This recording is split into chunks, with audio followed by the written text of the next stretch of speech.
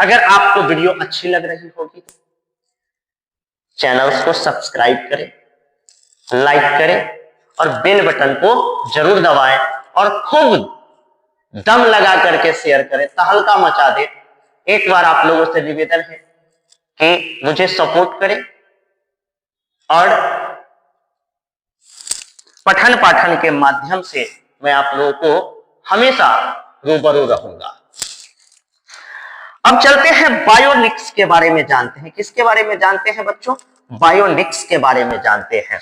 Biomix के बारे में जानते हैं तो जीव विज्ञान की वह शाखा जिसके अंतर्गत जीवधारियों का उनके वातावरण के साथ के संबंध का, यानी कि अगर कोई जीवधारी है, जीवधारी, तो वातावरण के साथ इसका क्या संबंध है? वातावरण के साथ, वातावरण के साथ इसके जब हम संबंध का अध्ययन करते हैं, है ना, रिलेशन का अध्ययन करते हैं, तो उसे कहते हैं बायोनोमिक्स कहा जाता है। क्या कहा जाता है मित्रों?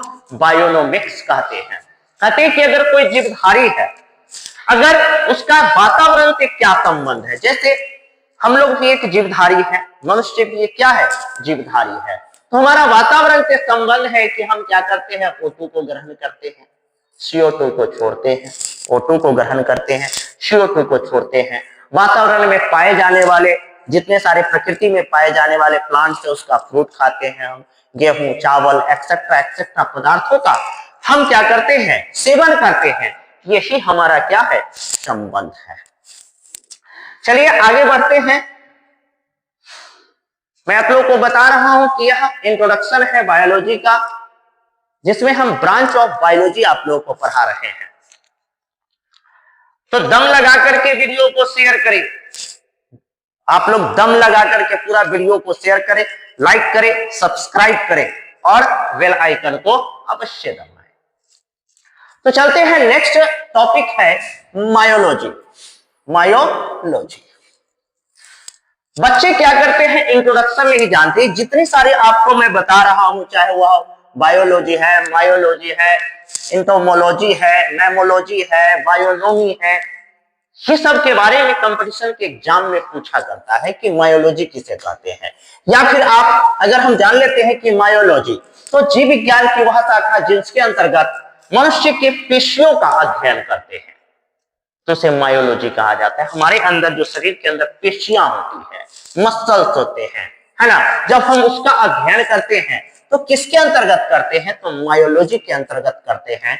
अगर कंपटीशन के एग्जाम में पूछ दिया जाए कि मनुष्य के पेशियों के अध्ययन को क्या कहते हैं, अगर एग्जाम में पूछ दिया जाए कि मनुष्य के पेशियों के अध्ययन को क्या कहते हैं, तो आपका आंसर होना चाहिए मायोलॉजी कहते हैं। क्या कहते हैं? मायोलॉजी कहते हैं।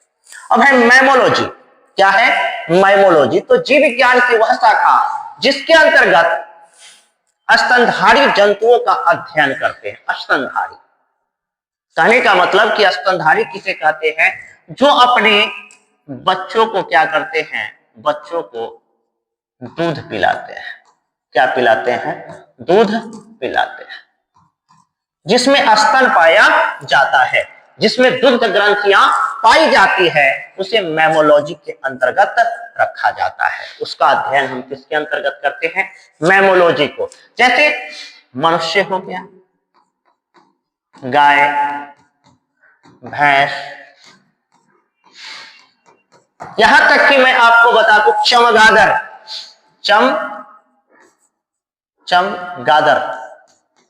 चमगादड़ एक ऐसा जंतु है जिसे हम कहते हैं कि वह पक्षी है, लेकिन वह पक्षी है नहीं, वह मैमेलियन है। वो अपने बच्चों को स्तनपान कराता है। नेक्स्ट टॉपिक है आपका बायोमेट्री। बायोमेट्री जीव विज्ञान की वह शाखा जिसके अंतर्गत हम लोग गणित एवं सांख्यिकी तकनीकों द्वारा, गणित और सांख्यिकी तकनीकों के द्वारा हम जो अध्ययन करते हैं, जीव विज्ञान की वह शाखा जिसके अंतर्गत गणित एवं सांख्यिकी तकनीकों के द्वारा जीव विज्ञान का अध्ययन करते हैं। किसका अध्ययन करते हैं? जीव विज्ञान का अध्ययन करते हैं, तो उसे हम क्या कहते हैं? बायोमेट्री के नाम से जानते हैं। क्या जानते हैं? बायोमेट्री का। एज फॉर एग्जाम्पल आप लोग अगर रक्त का अध्ययन किया जाए, रक्त का यानी कि ब्लड का अध्ययन किया जाए, किसका अध्ययन किया जाए मित्रों? अगर रक्त का अध्ययन किया जाए तो इसमें क्या होता है? RH फैक्टर होता है। आप देखे हैं कि ब्लड 4 प्रकार के होते हैं, ए होते हैं, बी होते हैं, AB होते हैं और O होते हैं। तो इसका हम कैसे, इसे हम गणितीय विधि पर, सांख्यिकी विधि पर जब हम इसका अध्ययन करेंगे, इसे हम क्या कहेंगे? बायोमेट्री कहेंगे। यानी कि जीव विज्ञान का अगर हम अध्ययन गणित और सांख्यिकी तकनीकों के द्वारा करेंगे तो उसे हम क्या कहेंगे? बायोमेट्री कहेंगे। क्लियर है मित्रों? आगे बढ़ते हैं। फ्रेनोलॉजी क्या कहते हैं? फ्रेनोलॉजी तो जीव विज्ञान की वह शाखा जिसके अंतर्गत मस्तिष्क के विभिन्न भागों की क्रियाविधि तथा विक्षिप्तता का अध्ययन करते हैं, उसे फ्रेनोलॉजी कहा जाता है। हमारा ये ब्रेन है, हमारा ये मस्तिष्क है। मस्तिष्क में 3 भाग होते हैं, एक होता है अग्र मस्तिष्क, एक होता है मध्य मस्तिष्क और एक होता है पश्च मस्तिष्क। इसी मस्तिष्क में पिट्यूटरी ग्लैंड्स होता है, हाइपोथैलेमस ग्लैंड्स होता है ना।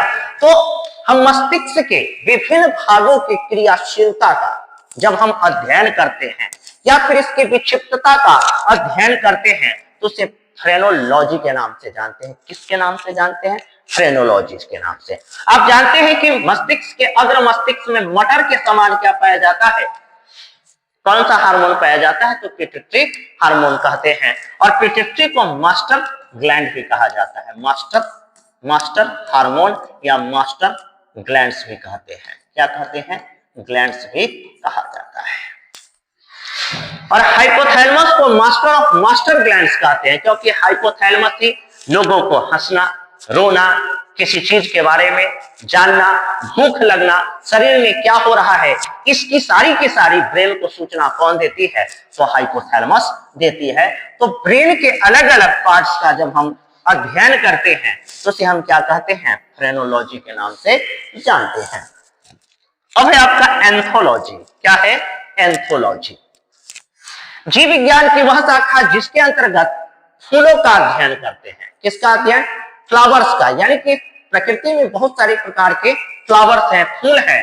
जब हम उसका अध्ययन करेंगे तो उसे हम एंथोलॉजी के नाम से जानते हैं। किसके नाम से जानते हैं मित्रों? एंथोलॉजी के नाम से। यानी कि आपसे अगर कोई पूछे कि फूलों का अध्ययन क्या कहलाता है, जरा बताएं। अरे जरा बताइए, फूलों का अध्ययन क्या कहलाता है? तो फूलों का अध्ययन क्या कहलाता है? तो एंथोलॉजी कहलाता है। कहा गया है कि फूलों का अध्ययन ही क्या कहलाता है? एंथोलॉजी कहलाता है। अब है ऑन्कोलॉजी। क्या है?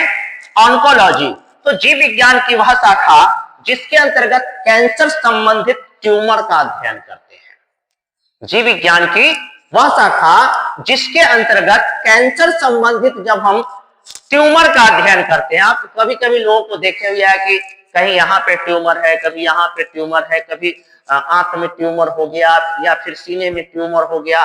तो जब हम ट्यूमर संबंधी अध्ययन करते हैं तो उसे हम क्या कहते हैं? ऑन्कोलॉजी कहते हैं। या फिर कैंसर के अध्ययन को भी क्या कहते हैं? ऑन्कोलॉजी कहा जाता है। आपसे अगर कोई पूछ दे कि जरा बताइए बच्चे, कैंसर का अध्ययन क्या कहलाता है? कैंसर का अध्ययन क्या कहलाता है? तो आपका आंसर होना चाहिए ऑन्कोलॉजी। क्या होना चाहिए? ऑन्कोलॉजी होना चाहिए। क्लियर है? आगे बढ़े। अब है टेरेटोलॉजी। क्या है? टेरेटोलॉजी। क्या है? टेरेटोलॉजी। ए जी नो जी, लो जी सुनो जी, कहता हूं जो मैं तुम भी करो जी। 1 2 का 4, 4 2 का 1, माय नेम इज। तो जानते हैं टेरेंटोलॉजी के बारे में। किसके बारे में? टेरेंटोलॉजी के बारे में।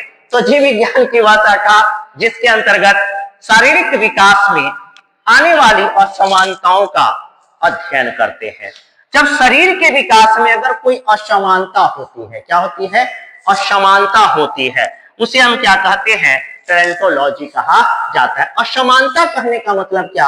आप देखे होइएगा कि कोई लोग बहुत छोटा रह जाता है, कोई बहुत लंबा हो जाता है।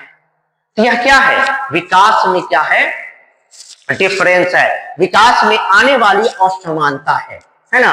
तो छोटे वाले को क्या कहते हैं, भुटवा कहते हैं, और जो लंबा होता है उसे क्या कहते हैं, लंबुआ कहते हैं। तो ये देहाती भाषा का प्रयोग है ना।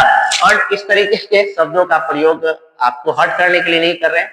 आप जब वीडियो देख रहे होंगे तो पढ़ते पढ़ते थोड़ा सा मन जो है इधर उधर होता है, तो एंटरटेनमेंट चाहिए।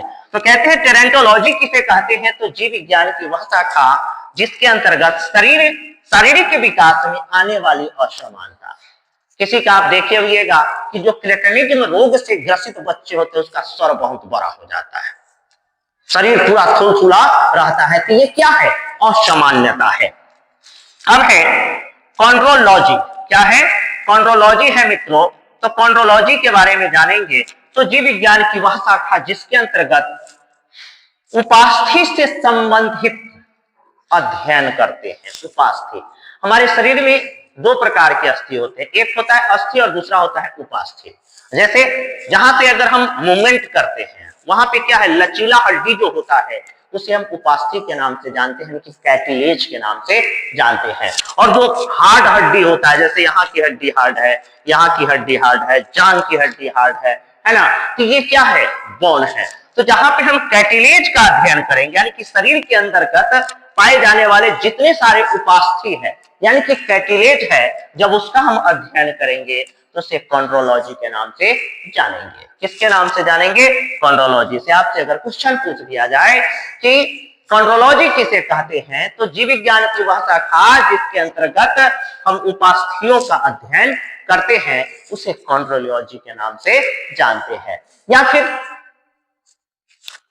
किसके अध्ययन को कॉन्ड्रोलॉजी कहा जाता है, उपास्थियों के अध्ययन को कॉन्ड्रोलॉजी कहा जाता है।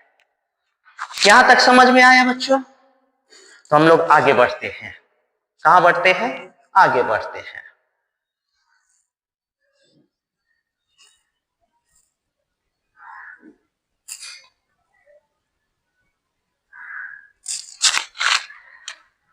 मैं फिर से आप लोगों से कहना चाहूंगा, अगर वीडियो अच्छी लग रही हो, मेरा क्लास अच्छा लग रहा हो, तो चैनल को लाइक करें, सब्सक्राइब करें, शेयर करें और बेल आइकन को जरूर दबाएं।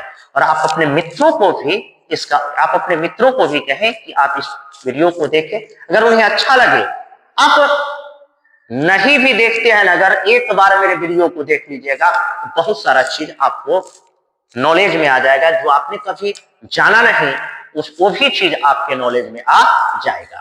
तो चलते हैं, हम लोग जानते हैं ऑस्टियोलॉजी के बारे में। किसके बारे में, ऑस्टियोलॉजी के बारे में। तो जीव विज्ञान की वह शाखा जिसके अंतर्गत हम लोग अस्थियों का अध्ययन करते हैं। मैंने पहले भी बताया कि शरीर में एक लचीलापन होता है उसे उपास्थि कहते हैं, और जो हार्ड होता है उसे हड्डी यानी कि अस्थि कहते हैं। तो जब हम अस्थियों का अध्ययन करते हैं तो उसे ऑस्टियोलॉजी कहते हैं। यानी कि आप एकदम कॉमन रखिएगा कि उपास्थि का अध्ययन, किसका अध्ययन, उपास्थि का अध्ययन, तो कॉन्ड्रियोलॉजी। अगर अस्थि का अध्ययन, किस चीज का अध्ययन, तो अस्थियों का अगर आप अध्ययन करते हैं तो उसे ऑस्टियोलॉजी कहा जाता है। क्या कहा जाएगा, ऑस्टियोलॉजी कहा जाएगा। नेक्स्ट है सेरोलॉजी। क्या है मित्रों, सेरोलॉजी है। तो जीव विज्ञान की वह शाखा जिसके अंतर्गत हम लोग रुधिर सीरम का वैज्ञानिक अध्ययन करते हैं। रुधिर में क्या पाया जाता है, आप जान लीजिए कि हमारे ब्लड है। क्या है, यह ब्लड है। अगर यह 100% अगर ब्लड है, इसमें 55% क्या पाया जाता है, 55% बच्चे प्लाज्मा पाए जाते हैं। क्या पाए जाते हैं, प्लाज्मा पाए जाते हैं। क्या पाया जाता है, प्लाज्मा। और प्लाज्मा में आप जान लीजिए कि 70 से 71% क्या पाया जाता है, तो जल पाया जाता है। 70 से 71% क्या पाया जाता है, जल पाया जाता है। और जो बचता है वही हमारा क्या है, सीरम है। क्या है, सीरम है।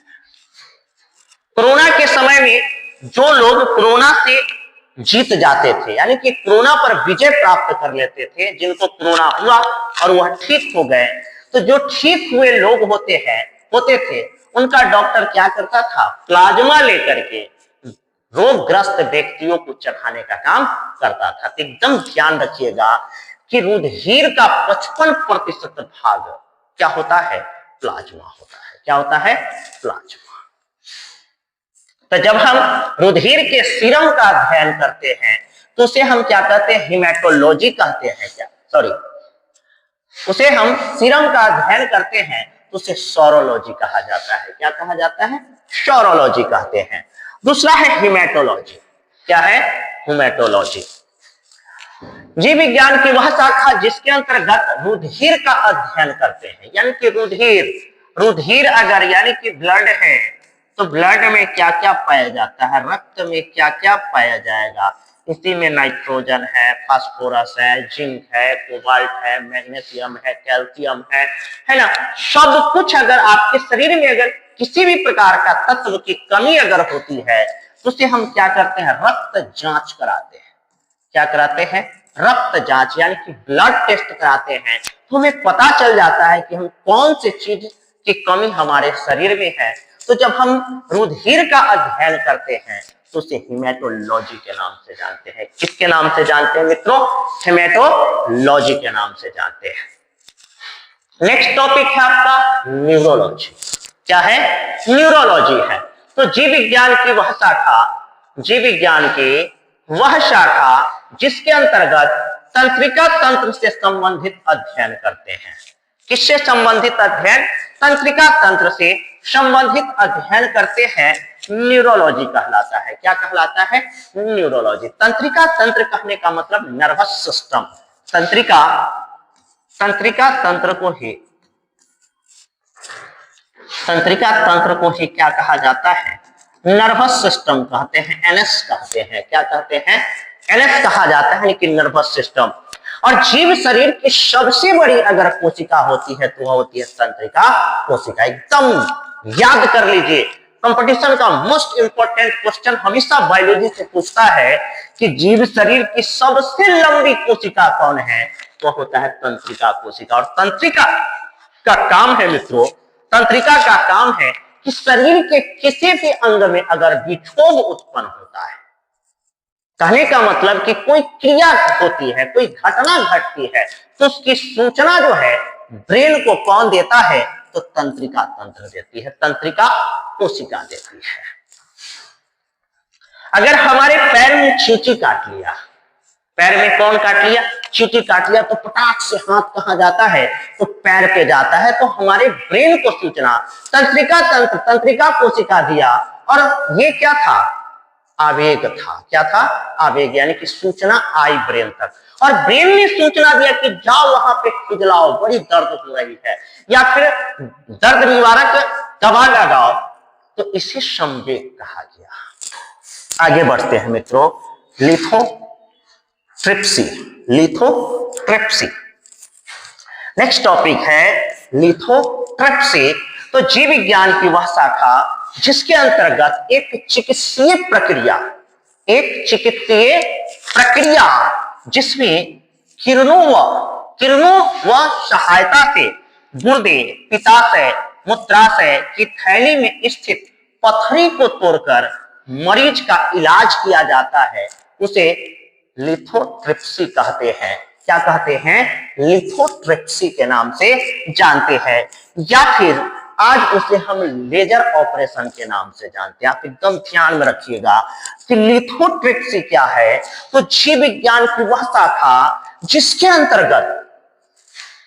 अंतर्गत चिकित्सीय प्रक्रिया जिसमें एक्स किरणों से, गामा किरणों से, है ना, की सहायता से गुर्दे का मतलब होता है किडनी, पित्ताशय में, मूत्राशय में, यानी कि पेशाब की थैला में स्थित पथरी, यानी कि पत्थर होता है, को तोड़कर मरीजों का इलाज किया जाता है, उसे लिथोट्रिप्सी कहा जाता है। क्या कहा जाता है मित्रों, लिथोट्रिप्सी।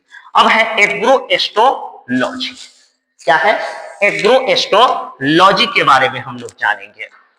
तो जीव विज्ञान की वह शाखा जिसके अंतर्गत घास से संबंधित अध्ययन, मतलब जो आप लोग देखते हुए कि जब आप खेतों में निकलते हुएगा या जंगलों में निकलते हुएगा तो देखते हुएगा कि घास कुछ बड़े होते हैं। तो जब हम घासों से संबंधित अध्ययन करते हैं तो उसे एग्रो एस्ट्रोलॉजी कहते हैं। क्या कहते हैं? एग्रो एस्ट्रोलॉजी के नाम से जानते हैं। नेक्स्ट टॉपिक है पॉलिनोलॉजी। क्या है मित्रों? पॉलिनोलॉजी। क्या है? पॉलिनोलॉजी।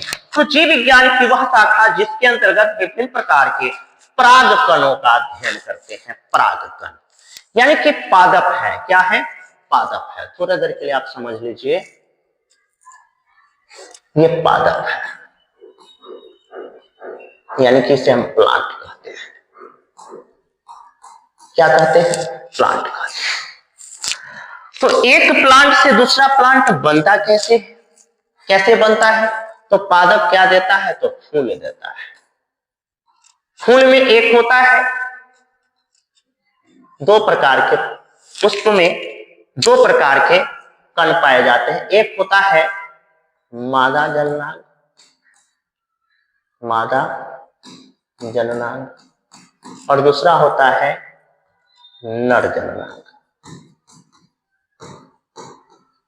तो नर जननांग ही क्या करते हैं या क्या करते हैं? नर जननांग को क्या कहते हैं?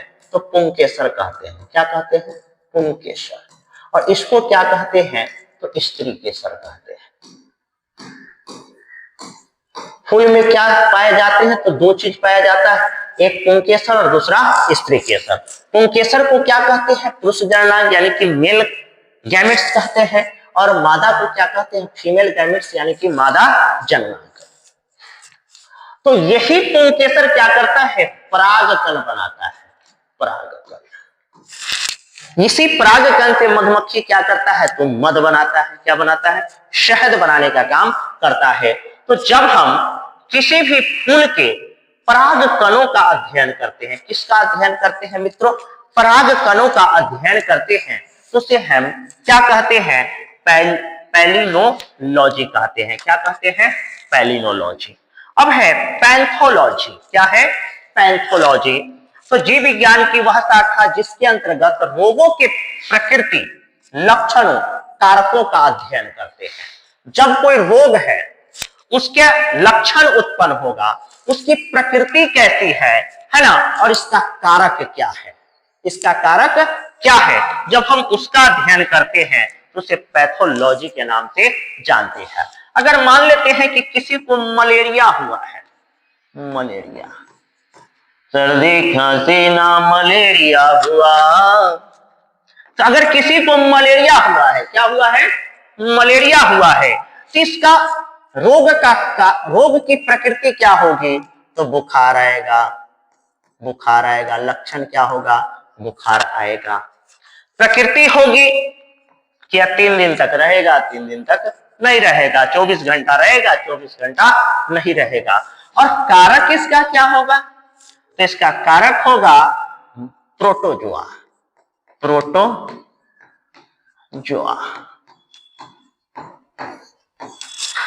मलेरिया किससे होता है? तो प्रोटोजोआ के कारण होता है। प्रोटोजोआ पाया किसमें जाता है बच्चों?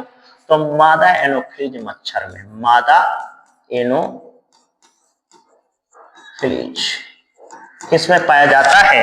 तो मादा एनोफ्लिज मच्छर में पाया जाता है। किसमें पाया जाता है? तो आप जान लीजिए कि मलेरिया का जो प्लाज्मोडियम का जो प्रोटोजोआ जो होता है वह किसमें पाया जाता है? मादा एनोफ्लिज में। एनोफ्लिज में। मादा एनोफ्लिज में कौन सा प्रोटोजोआ होता है? जरा बताएंगे कौन सा प्रोटोजोआ होता है? जरा बताएंगे। मादा एनोफ्लिज मच्छर में प्लाज्मोडियम पाया जाता है। क्या पाया जाता है? प्लाज्मोडियम। क्या पाया जाता है? प्लाज्मोडियम पाया जाता है। क्या पाया जाता है? प्लाज्मोडियम पाया जाता है। और ये प्लाज्मोडियम क्या है? ये एक प्रकार का प्रोटोजोआ है। तो इसका वाहक हो गया कौन? तो मादा एनोफ्लीज। कौन हो गया? मादा एनोफ्लीज हो गया। तो जब हम जीव विज्ञान की वह शाखा जिसके अंतर्गत हम रोगों की प्रकृति, लक्षण व कारकों का अध्ययन करते हैं, तो उसे हम क्या कहते हैं? पैथोलॉजी कहते हैं। क्या कहते हैं? पैथोलॉजी कहते हैं। तो चलिए फिर से एक बार आप लोगों से हाथ जोड़कर निवेदन है कि मेरे चैनल्स को सब्सक्राइब करें। आप अपने channel Anmol classes class 9 to 10+2 का क्लास मैं इसमें लूंगा, जिसमें बायोलॉजी 9, 10 और 11, 12 का मैं पढ़ाऊंगा और हिंदी संस्कृत 9, 10 का पढ़ाऊंगा। तो आप लोग इस चैनल को लाइक करें, सब्सक्राइब करें और बेल आइकन को जरूर दबाएं। और आज कल में ही हमारे मैट्रिक के बच्चों का रिजल्ट आने वाला है। मैं उन्हें अग्रिम शुभकामनाएं देता हूं कि आपका रिजल्ट बहुत अच्छा हो। तो बस आज का वीडियो, आज का क्लास यही तक। फिर से हम लोग कल से पढ़ेंगे पैरासिटोलॉजी के बारे में, पैरासिटोलॉजी के बारे में हम लोग अध्ययन करेंगे। तो मिलते हैं फिर से अगले क्लासेज में। नमस्कार मित्रों, नमस्कार।